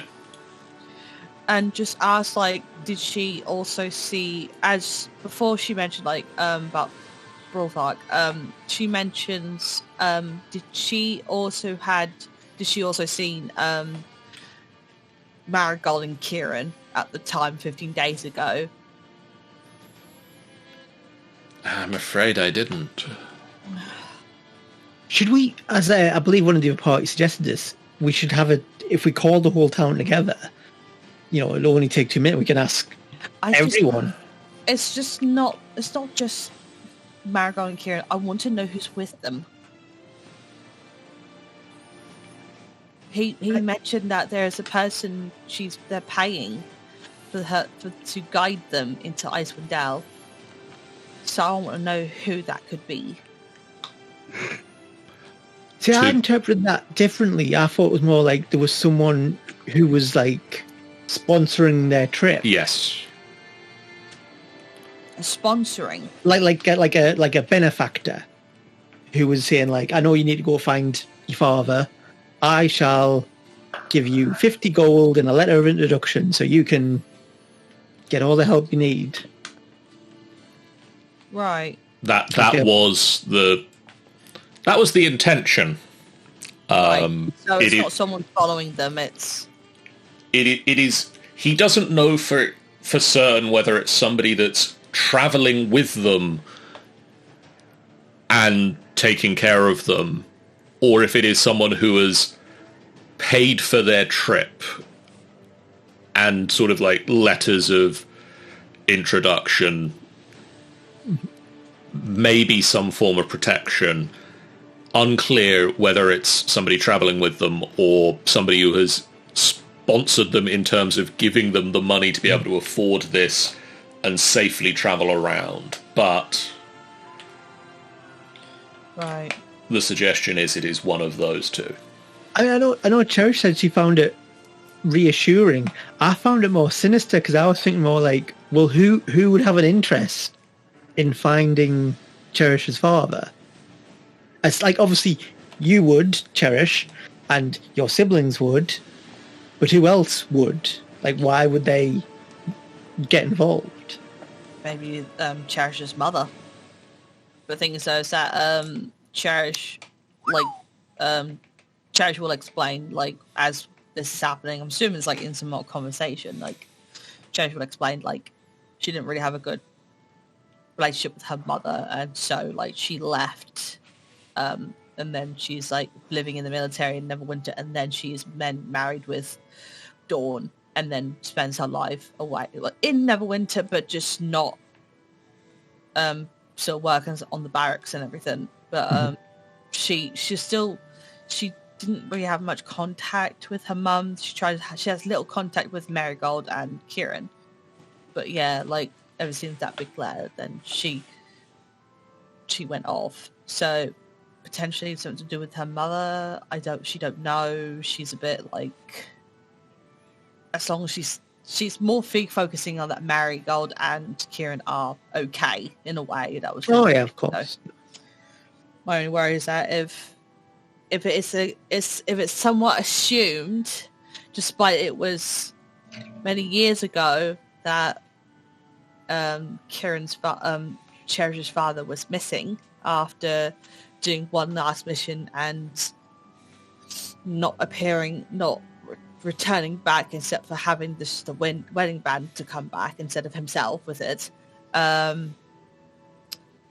He could potentially be gone, which is fair enough, which is understandable. But that would worry for Cherish to think that Marigold and Kieran might be going into danger of some sort of what caused him to die or what has caused him to go missing. And that's what she mentions. I think it's broadly positive in that, sighted, seemed good health. And yeah. If anything, she's more happy and knowing for the fact that it is confirmed, and she's more relieved that they are here somewhere instead of, she's led to the wrong place or something.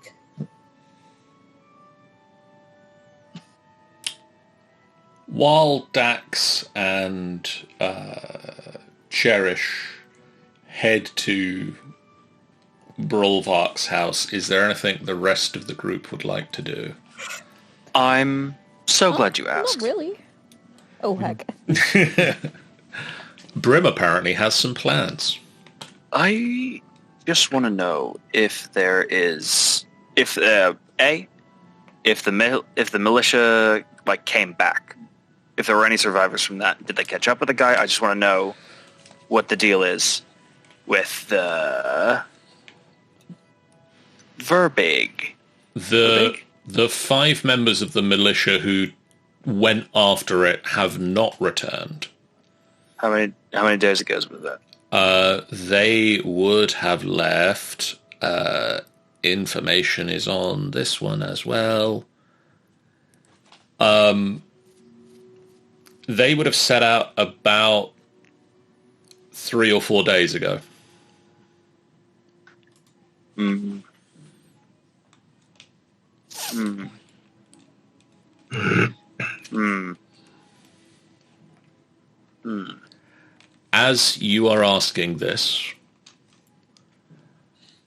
a figure in cold weather clothing lurches out of the woods, running as fast as he can through the deep snow. Slung over his back is a pair of animal traps, one of which contains a fox. Don't let Michael hear you say that again. I just need to message Michael something quick. Hang on. No, don't let him hear you say that. And he runs towards the group that you are that you are talking to, Bryn. Aye. And AJ and Snicket and Carrion can all be there as well if they wish to be. Meh, why not? Why not? He runs up to you and is sort of out of breath and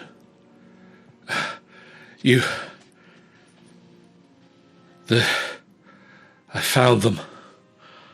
You found them? They're out there. I was checking my traps, and I found the militia. I came straight back to alert the town. Are any of them alive? No. Let's go! Right. Would you be able to No. show us where you found them again? No, you can follow my tracks. Understood. Can't convince me to go Okie back dokie! Following the tracks. Fair enough. You've done good. Get yourself someplace warm. Process that into some gloves or something, and you did good. You did good. Right. Now, what's the quickest way I can get in touch with them? Brim takes a deep breath, and just like takes a moment, puts his hands up to his mouth, and just shouts.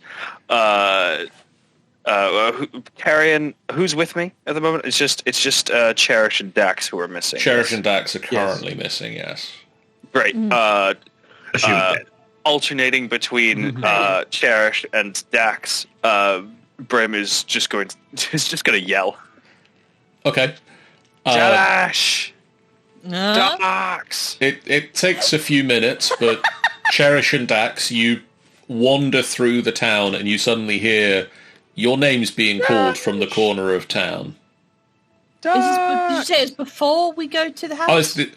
That all happened while you were at the house, so this is you wandering back, discussing the things that you've just discussed. You hear your names being called. Cherish! Dax! Someone got a name? I think there must be another Cherish and another Dax.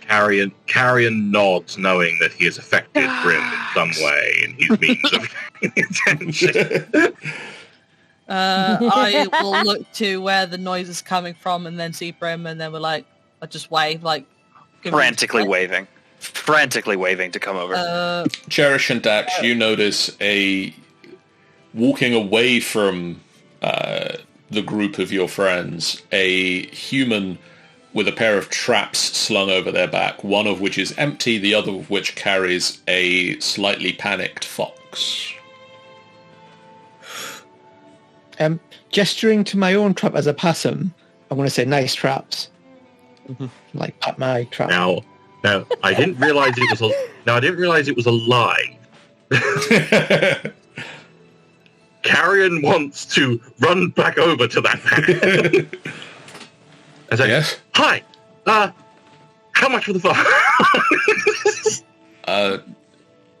1 gold.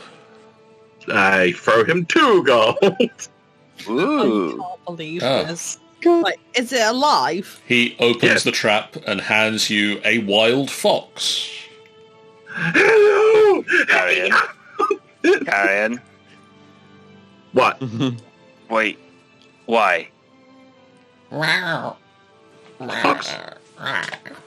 Thus is the fox. That's the fox say. Is it like some sort of snow fox, or is it just like an actual? It's a snow fox. It's an Arctic Richard. fox. Oh, cute. Right. Hey. Um, I'm going to sit him down on my axe peak with me.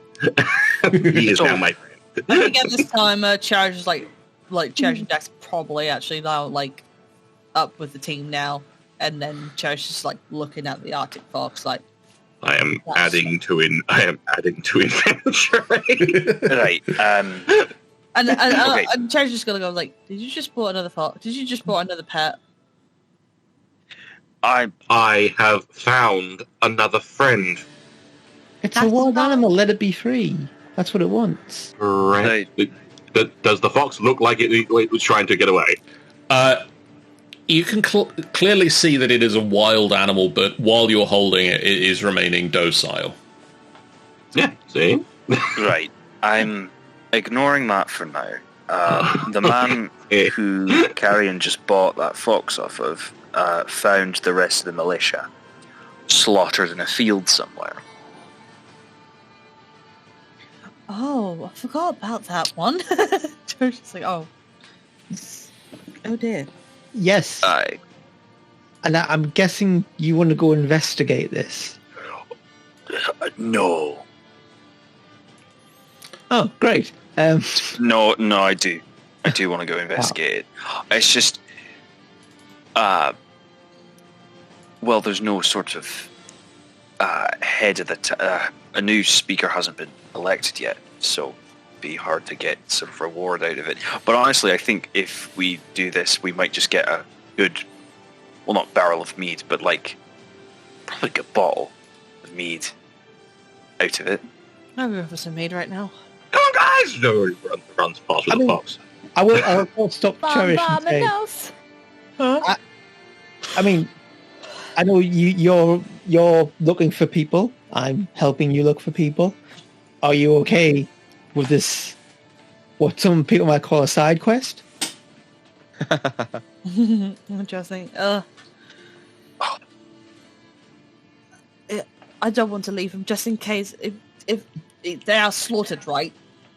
Right, yeah, no, none of them alive. I don't feel comfortable leaving our friends here. Just like for leaving our friends going over there without them, just in case they might get slaughtered too. There might be something big out there. I'm willing to Oh, just now and go there. well, I'll follow your lead with this, Cherish. Of course. I think that's just Snicket gone. No, it's Huh? Carrion's gone. He's at the front of the track. Come on! You're Carrion, you're going the wrong way. Okay, turns around. Are we all on our axe beaks now as well, or are we just on foot? Bryn puts 2 fingers in his mouth and blows a loud whistle, and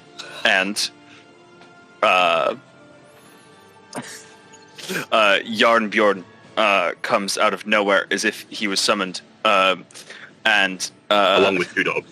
along with 2 dogs. And then Brim hops up on Yarnbjorn and says, how good are you at tracking from horseback? Well, axe beak back. I'm as good as I am not on Axe Speak Back. Dax, you're amazing. Shall we? You head off into the forest, and the track is fairly easy to follow because he was making no attempt to hide it and trying to go at full speed back to town. But Dax is going like proper Sherlock Holmes on there. You can tell by the pattern of the disturbed snow here that he was traveling, X miles an hour and so on. You follow deep into the woods and find amidst the snow-covered pines the remains of 5 militia members who appear to have been clubbed to death. Ooh. Speaking of Sherlock Holmes. Clubbed to death. Aaron hops off the axe pick. Moses on over. Newly fallen snow is beginning to settle on their bodies. So I'm missing what is AJ laughing at? Sean. I don't know which reaction she's laughing at. You good, Amy? She's got to the high pitch of summoning dogs now. I'm sorry.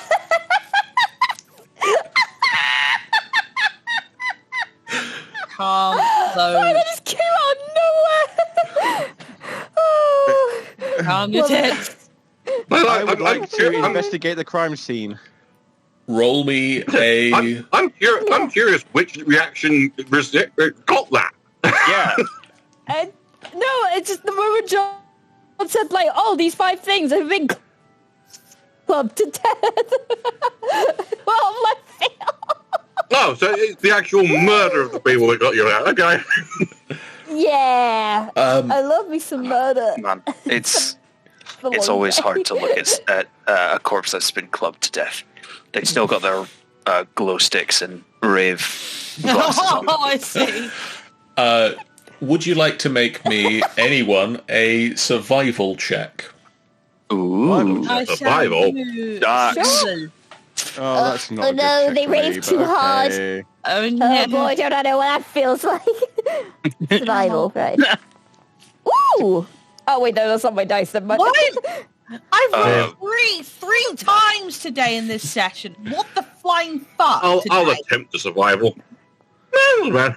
Oh my god. Those of you on the Discord group, this is what we're on about. I think this is what we're on about. You're joking.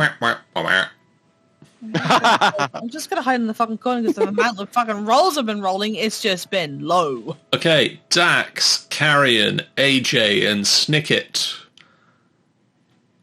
You'll notice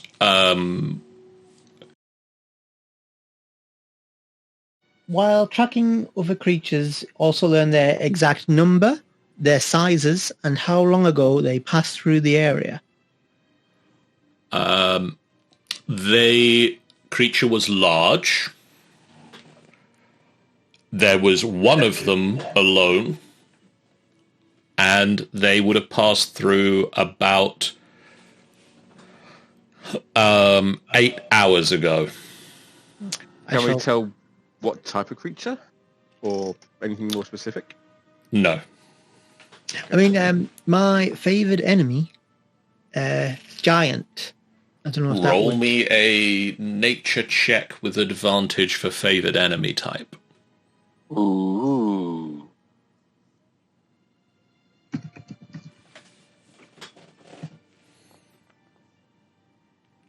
Nice. You can piece together this was probably an ogre. Yep, an ogre. Is that like a giant? Giant Ken. In the family of giants, I think. It's a little giant. Baby giant. It's a little giant. How long Not have they small. How long have they died?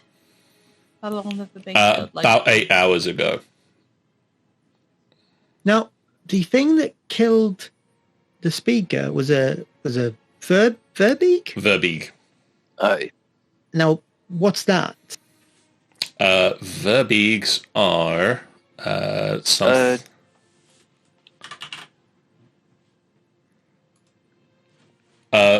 Verbeegs are another kind of giant. And that used a spear. That did use a spear. So are we thinking this is a different giant? Well, one's an ogre. I mean, these guys went out like 2-3 days ago, didn't they? 4 Why are or they- 5. So, and they've only just died? Yeah. And relatively close to town? Dax, you realise that Verbeeg and ogres, they're not opposed to working with each other. I think we've got a conspiracy of giantkin. here. Rivalry. Is that the collective name for that? Conspiracy. Yeah. I hope so. It is now. It's more for crows or ravens, eh? It's a murder of crows and it's a conspiracy of ravens. There is... I am going to name the group of giants a lump. A lump of giants. Honestly, A that lump of works. ogres. I think there's a thing for a group of giants, isn't it? Like Yes, a lump. A bad news of giants. Oh dear. Besides that, I think it's called a falling. I think. I think it's a lump. Ooh. I think I Dax, prefer the you... lump of giants. That sounds kind of more... Did you know that a group of peacocks is an ostentation? Oh, That's very, very interesting. Dax, you can also pick up on a trail leading away left by the ogre. I'll point this out as well. Now, I know this might seem in bad taste, but I'm suggesting this so we can give it back to the town. Should we not loot, but search the bodies and retrieve valuable property to return to the town? Carrion has already got it. Carrion has already got like a hand in a pocket. Like the hats on. And it's just like, upon this being said, it's just like, stop, dude. What? Cherish would say, like, to Karen, say, hide that very well if you're going to be doing that. What? I don't think loved ones would be happy if they would see a hand of their own loved ones. I say we have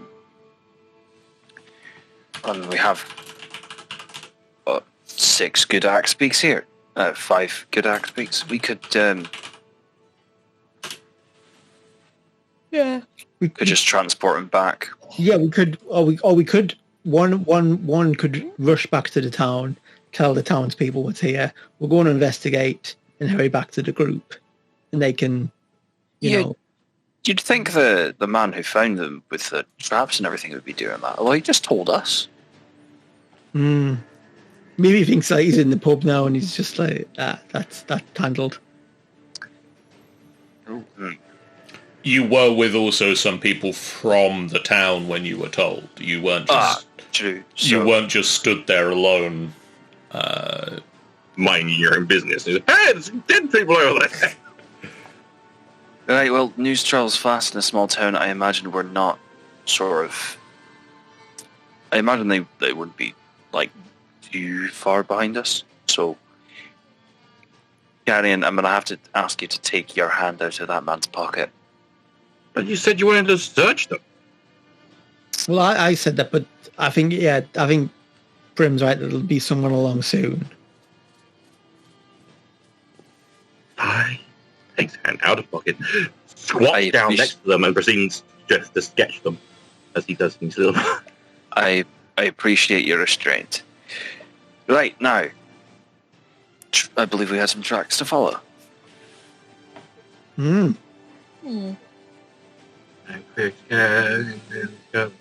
Nose and smashed in skulls. After sketching, you set off tracking the trail. Whomst amongst you is riding at the front of the marching order? Dax. Dax. That is my job. Yeah. Dax. Dax. Me! Dax. You are riding along, and you've been riding for about an hour since the corpses. When suddenly a little snowball flies out of the distance and just splats against the side of your head. Oh dear. I'll sort of bring everyone. I'll raise a hand to sort of say to people like, "Whoop, we should stop," and then will look round, see who threw a snowball at me. You look down and you see dancing around on top of the snow a small ivory figure, a mask face, about maybe 6 inches tall, a chwinga. I got a chwinga! See, I was going to say I return fire with my longbow, but I shot. So kill the Chewinga. So if you throw a snowball at me, I will fire back. And I'll look down and can we talk to Twinga? They don't talk back, I don't think, but I think they kind of understand. As you all start to take in this chwinga dancing on top of the snow, the fox attempts to get up. Does Carrion stop it? No. The fox leaps down from the back of your axe beak and runs up to the chwinga, and the chwinga bows to the fox and offers a frozen berry that it pulled from somewhere. Oh, that's so hecking funny. No. The fox gobbles the berry up, and the chwinga gets on the back of the fox and looks round at you, looks at the tracks in the snow, and, rides off on the back of the fox in the direction of the tracks. Goodbye, Steve. He's probably trying us to follow them. That's what I would guess. Aye. Interesting. What funny little creatures. Dax, as you start to kick off your axe beak again and get the group following you, the snowball glows for a second and fades, and you have the charm of animal conjuring. Ooh.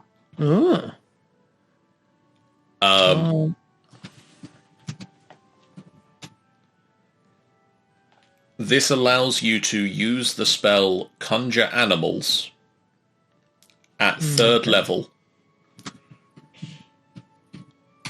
3 times. 3 times. Once you have used it 3 times, the charm goes away. Now I'm still close. I got hit by a snowball, though. This is good.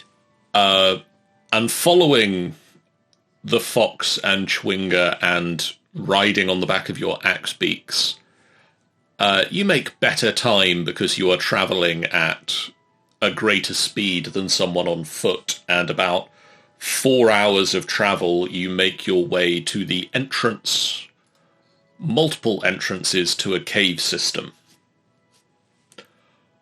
The trail culminates at a rocky hillside with pines growing around the base. Set into the hill are 3 caves. A frozen creek emerges from the western cave, which has a low-hanging mouth. The center cave, a 8-foot-tall high passage hewn from the rock, is moderately blocked by a tight stand of conifers and 2 massive fallen logs, and the northeast cave has a big yawning mouth and flickers of light emanate from within. The tracks that you have been following lead to this cavern. And we'll find out what you decide to do in there next time.